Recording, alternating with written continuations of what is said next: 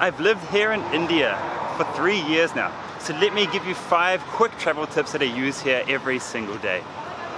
Now the first tip is, whenever you buy a drink, a can, you have to check that it's clean on top.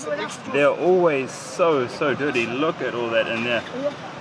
So what I do is I carry around tissue paper and I'll clean it myself with like a bottle of water or something. Now the store owner has handed me a clean one, but it's still dirty as hell.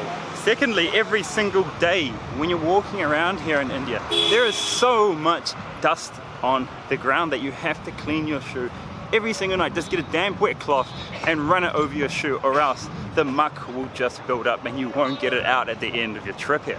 Thirdly, get rid of all your 2,000 rupee notes. They're useless here. Barely anyone on the street will take them. You need 500 rupee notes and 100 rupee notes only. People just will simply not accept 2,000 rupee notes because they don't have change or because you'll wipe out their change. I think I'm getting used to these 40-degree days during the Delhi summer, and the trick is to drink ORS sachets if you're here during summer.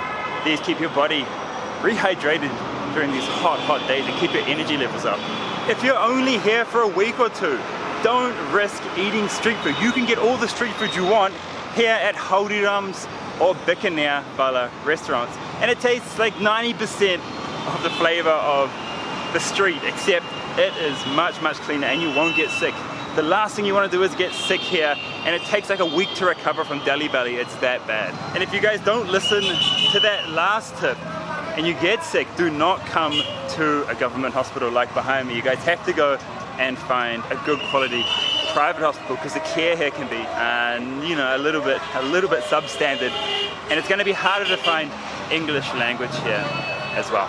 I hope those tips help, and if you check out the rest of my channel, you'll find a ton more advice on traveling safely here in India, and you can even see the scammers in action so you can avoid them while you're here. There's nothing like seeing them in action, right? And if you want to have a bit more confidence while you're traveling here, go to indiasurvivalguide.com and get my quick start safety guide. This is going to help you travel safely and confidently here in incredible India, so you love your time in India as much as I love living here. Jai Hind.